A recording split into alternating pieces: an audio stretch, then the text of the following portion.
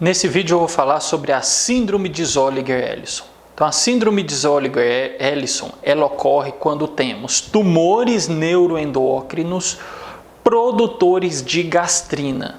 Então, se eu falar de síndrome de Zolliger-Ellison, na hora você tem que pensar na gastrina. A gastrina, então, é um hormônio que estimula a produção do ácido clorídrico no estômago. Então, na síndrome de Zolliger-Ellison, nós temos uma produção aumentada, uma secreção aumentada de gastrina. Aumentando a produção de gastrina, nós vamos ter um hiperestímulo à produção do ácido clorídrico no estômago. Nós teremos uma hiperacidez gástrica, que vai levar, por exemplo, à manifestação clínica típica da síndrome de Zolliger-Ellison, que são as úlceras, tanto gástricas como duodenais. Então, se eu falar em Zolliger-Ellison, você vai pensar em gastrina. De onde que está vindo essa gastrina? Dos gastrinomas, dos tumores neuroendócrinos produtores de gastrina, que nós também chamamos de gastrinoma. Então, o gastrinoma, ou a síndrome de Zolliger-Ellison, é mais comum no sexo masculino, geralmente aparece entre 20 e 50 anos, e 80% é esporádico. O que isso significa? 80% só aparece a síndrome de Zolliger-Ellison. Mas e nos outros 20%, a síndrome de Zolliger-Ellison estará dentro do espectro da neoplasia endócrina múltipla tipo 1, que se caracteriza por tumores hipofisários, hiperparatireoidismo e tumores pancreáticos, que no caso seria o gastrinoma. Então, 80% dos casos de síndrome de Zolliger-Ellison são casos esporádicos. Então, descobriu lá a síndrome de Zolliger-Ellison, mas você tem sempre que excluir a neoplasia endócrina múltipla tipo 1. Então, 80% esporádico, 20% dentro do espectro da neoplasia endócrina múltipla tipo 1, que se caracteriza por tumores hipofisários, que podem ser produtores de hormônios, hipofisários, tumores pancreáticos e o hiperparatireoidismo. As manifestações clínicas típicas, então, da síndrome de Zolliger-Ellison. Primeiro, doença ulcerosa péptica. 90% dos pacientes com síndrome de Zolliger-Ellison vão ter doença ulcerosa péptica, justamente pelo aumento da acidez gástrica. Eu tenho muita gastrina, a gastrina estimula o estômago a produzir muito ácido clorídrico, essa hiperacidez vai causar as úlceras pépticas. Geralmente são úlceras, várias úlceras, são múltiplas em locais atípicos. Então, por exemplo, a úlcera duodenal, o mais comum é na parte proximal do duodeno. Na síndrome de Zolliger-Ellison, você pode ter várias úlceras no duodeno, às vezes úlceras mais distais, que não são típicas da doença ulcerosa péptica. Então, geralmente, 90% dos pacientes, eles vão ter úlceras pépticas, úlceras gástricas e duodenais. Geralmente, essas úlceras são múltiplas e em localizações atípicas. 50% dos pacientes, eles têm esofagite, justamente por essa hiperacidez. Em decorrência da hiperacidez gástrica, epigastralgia, dor na região epigástrica. 50% tem diarreia. E por que essa diarreia ocorre? Ela pode ocorrer por lesão direta da hiperacidez na mucosa intestinal. Então, essa hiperacidez causa uma lesão da mucosa que leva à diarreia.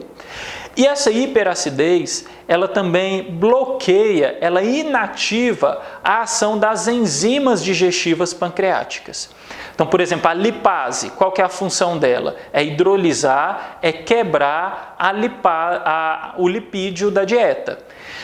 A hiperacidez, ela inativa a lipase, então eu não vou conseguir degradar os lipídios. Então esses lipídios eles vão sair pelas fezes, causando, por exemplo, a esteatorreia. Essa hiperacidez também inativa a protease. A protease, por exemplo, é importante para a ligação da vitamina B12 com o fator intrínseco. Então, na síndrome de Zolliger-Ellison, nós podemos ter também deficiência de B12 por inativação das enzimas digestivas pancreáticas. O paciente pode evoluir com perda ponderal, né, principalmente por essa síndrome desabsortiva, por comprometimento da ação das enzimas digestivas pancreáticas. Quando que você vai suspeitar da síndrome de Zolliger-Ellison? Então, na síndrome de Zolliger-Ellison eu tenho um tumor neuroendócrino, produtor de gastrina. Esse excesso de gastrina causa uma hiperacidez que vai levar à doença ulcerosa péptica, à diarreia, à perda ponderal, à esofagite. Então, quando é que eu vou suspeitar da síndrome de Zolliger-Ellison? Quando eu tenho úlceras de difícil tratamento, ou seja, você trata lá com o inibidor de bomba de prótons, o paciente melhora, daqui a pouco ele tem úlcera de novo. Então, úlceras recorrentes de difícil tratamento, associação de úlcera mais esofagite, associação de úlcera mais diarreia, a presença de múltiplas úlceras em locais atípicos e úlcera na ausência de infecção pelo Helicobacter pylori. Então, a principal causa de úlcera péptica é a infecção pelo Helicobacter pylori. Então, se o paciente ele tem úlcera, às vezes múltiplas, em locais atípicos, sem ter infecção pelo Helicobacter, isso contribui para o diagnóstico da síndrome de Zolliger-Ellison. Como que a gente vai fazer o diagnóstico? Se a doença se caracteriza por um aumento da produção e liberação de gastrina, a gente pode solicitar a dosagem da gastrina sérica. Lembrar sempre de suspender os inibidores da bomba de prótons antes de colher o exame. 7 dias antes, e alguns autores recomendam 2 semanas antes de colher o exame suspender. Por quê? Porque os inibidores da bomba de prótons, eles agem simplesmente diminuindo a acidez do estômago. Isso leva a um aumento da gastrina. Então, toda vez que o paciente está usando o inibidor de bomba de prótons, ele vai ter uma hipergastrinemia.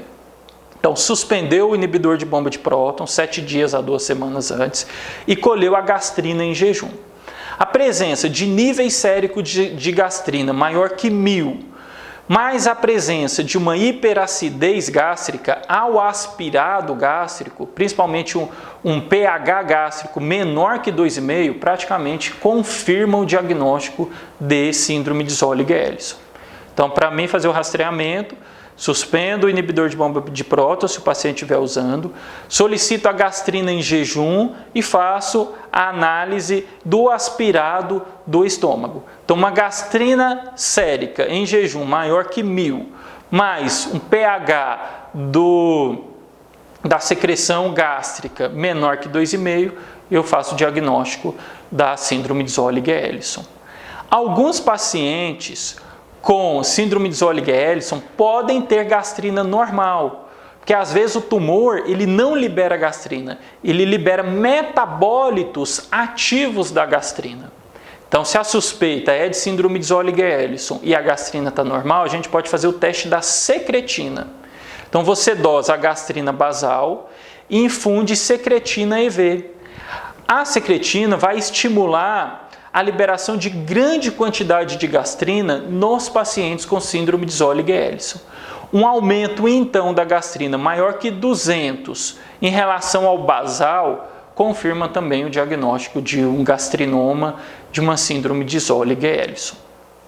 Lembrar sempre que a síndrome de Zolliger-Ellison pode ser esporádica, mas pode estar associada também a neoplasia endócrina múltipla tipo 1. Então, todo paciente com síndrome de Zolliger-Ellison é interessante você fazer a dosagem de cálcio, de PTH, para afastar a presença do hiperparatiroidismo e fazer a dosagem dos hormônios hipofisários. Então, dosar, por exemplo, avaliar o eixo do GH, dosar IGF-1, ACTH cortisol, TSH T4 livre, para afastar também a presença de um tumor hipofisário produtor de hormônio. Onde que geralmente esse tumor se localiza? O principal local em que o tumor está presente, 90% dos casos está presente no triângulo do gastrinoma, que se caracteriza, ele é delimitado pelo ducto cístico, pela junção do corpo e do colo do pâncreas e pelo limite da segunda e terceira porção do duodeno. Então, usando esses parâmetros, a gente faz um triângulo e na maior parte das vezes o gastrinoma ele vai estar dentro desse triângulo. Então, esse triângulo é delimitado pelo ducto cístico, pela junção do corpo e colo do pâncreas e pelo limite da segunda e da junção, da segunda e terceira porção do duodeno. Principal local, 50 a 75% dos gastrinomas estão no duodeno, principalmente na primeira porção do duodeno. Às vezes a localização é difícil, porque às vezes, geralmente os tumores duodenais, eles são pequenos, às vezes se localizam dentro da mucosa, então o endoscópio, o endoscopista, ele não consegue perceber. Mas o principal local, então, duodeno, 50 a 75% dos gastrinomas estão no duodeno, na primeira porção do duodeno. Geralmente os tumores duodenais são pequenos e às vezes difícil de localizar porque eles estão dentro da mucosa ou da submucosa. Os tumores pancreáticos, a segunda localização dos tumores, dos gastrinomas, é no pâncreas, principalmente na cabeça do pâncreas. Então, primeiro local, duodeno. Segundo local mais comum de encontrar os gastrinomas, cabeça do pâncreas. Geralmente os tumores localizados na cabeça do pâncreas, eles geralmente são maiores e geralmente já estão associados à metástase. Então, os dois principais locais, primeira porção do duodeno, segundo principal local, cabeça do pâncreas. Tumores pancreáticos geralmente são maiores e já têm metástase. Tumores duodenais geralmente são pequenos e de difícil localização. Depois que a gente fez o diagnóstico laboratorial, gastrina alto, pH ácido bem baixo, a gente vai tentar localizar o tumor. A gente pode usar tomografia, ressonância, ultrassom endoscópico, e a cintilografia de receptor de somatostatina com octreotídeo marcado, que a gente chama de octreoscan. Então, os dois principais exames hoje recomendados para a localização da síndrome de Zolliger-Ellison, para a localização do gastrinoma são TC, tomografia computadorizada, e principalmente o octreoscan, que é uma cintilografia de receptor de somatostatina com octreotídeo marcado. Então, esse octreotídeo ele vai e ocupa o receptor da somatostatina. Então, esses tumores, eles geralmente têm vários receptores para somatostatina. Então, esse talvez seja o principal exame para a localização do tumor. Localizando o tumor, você pode tentar tratar a síndrome de Zolliger-Ellison com cirurgia, mas na maioria das vezes a gente não consegue um bom resultado com cirurgia porque geralmente, em boa parte das vezes, os tumores são múltiplos. Então, você tira um, tem outro aqui. Então, às vezes, o tratamento cirúrgico não é tão efetivo. Mas se você localizou o tumor, você pode ir lá e tirar e, às vezes, o paciente vai evoluir com cura. Então, o tratamento, a gente pode usar altas doses de inibidor de bomba de próton, 60 a 80 miligramas. A cirurgia é possível quando a gente localiza o tumor. E quimio ou radioterapia quando a gente já tem metástase. A síndrome de Zolliger-Ellison, ela pode complicar principalmente, 30% dos pacientes eles evoluem com complicação. A principal delas é a hemorragia e ocorre em 15% dos pacientes. E a segunda causa mais comum de complicação é a perfuração, principalmente das úlceras. Vamos lá para as questões. Paciente masculino, 40 anos, informa dor epigástrica importante há cerca de 3 meses. Sua endoscopia demonstrou 6 úlceras espalhadas pelo esôfago distal, cárdia, corpo gástrico e duodeno. A maioria profunda, então quer dizer, múltiplas úlceras. O paciente nega o uso crônico de anti-inflamatório, que seria uma das causas de úlcera, ou outras medicações. Qual sua hipótese diagnóstica? Qual exame primordial você solicitaria? Então, se ele tem úlceras múltiplas, úlceras profundas, a hipótese diagnóstica seria síndrome de Zolliger-Ellison. Qual é o exame? Dosagem da gastrina. Então, letra B. paciente jovem com antecedentes de úlceras gastroduodenais, múltiplas e recorrentes, ou seja, de difícil tratamento.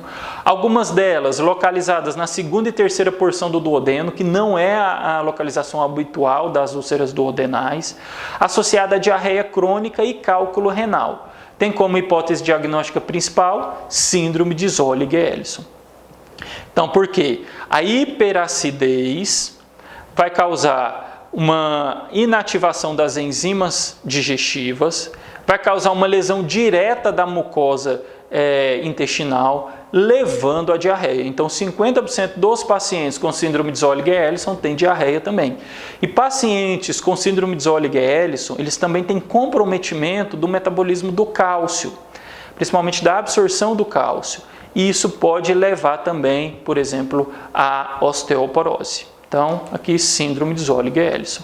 Então, lembrar, úlceras múltiplas em locais atípicos, 90% dos pacientes eles têm úlceras. E lembrar também da diarreia e da esofagite, que são outros achados clínicos da síndrome de Zolliger-Ellison. Em relação à síndrome de Zolliger-Ellison, podemos afirmar, exceto o agente causador é a gastrina? Sim, a gente tem um tumor produtor e liberador de gastrina que aumenta a acidez gástrica. A hipersecreção de ácido gástrico? Com certeza. São frequentes as perfurações e os sangramentos? São complicações possíveis. São tumores de células beta do pâncreas? Não são tumores de célula beta do pâncreas, são tumores neuroendócrinos. É caracterizado por ulcerações no duodeno e jejuno? Então, ulcerações em locais atípicos. Então, a síndrome de Zolliger-Ellison não é tumor de célula beta. A queixa de diarreia inexplicável em pacientes portadores de úlcera péptica levanta a suspeita de seguinte doença. Síndrome de Zolliger-Ellison. Então lembrar, síndrome de Zolliger-Ellison, úlceras múltiplas em locais atípicos, diarreia, esofagite. Em qual dos casos abaixo descritos não há necessidade de solicitar dosagem de gastrina, como parte da investigação da síndrome de Zolliger-Ellison? Então, paciente com múltiplas úlceras duodenais e diarreia com característica de má absorção, característica típica. Paciente que apresenta úlceras recorrentes, mesmo após tratamento de erradicação do Helicobacter, sim, úlceras de difícil tratamento. Paciente que apresenta úlcera na segunda porção do duodeno e hipercalcemia, com certeza. Paciente com esofagite de refluxo grave que recebeu recentemente o diagnóstico de carcinoma medular da tireoide. Então, aí ele está falando de outra neoplasia endócrina múltipla, que se associa a carcinoma medular da tireoide e então não é a neoplasia endócrina múltipla tipo 1. Então, no caso, a letra D é a letra que não tem relação com a síndrome de Zolliger-Ellison. Assinale o exame, dentre os abaixo relacionados, que deve ser realizado em um paciente com suspeita clínica de Zolliger-Ellison. Então, pH-metria, colonoscopia, dosagem de gastrina, dosagem de ácido 5-hidroxindol lacético. Dosagem de gastrina. Então, diagnóstico, gastrina maior que 1000, mais pH do aspirado gástrico menor que 2,5, ou, se a gente tem dúvida, o teste da secretina. Com referência à síndrome de Zolliger-Ellison, verifica-se que o nível sérico de gastrina encontra-se diminuído em jejum? Pelo contrário, o nível de gastrina vai estar alto. O hipoparatireoidismo associado deve ser tratado? Na verdade, a Zolliger-Ellison pode ser associada ao hiperparatireoidismo. A diarreia é o sintoma mais comum? Não. As úlceras, são os sintomas mais comuns.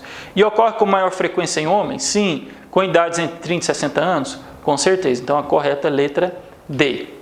Em relação à síndrome de Zolliger-Ellison, é incorreto afirmar que a idade média do diagnóstico é em torno de 50 anos? Sim. Existe um predomínio no sexo feminino? Não, é no sexo masculino. Então, letra B já está errada.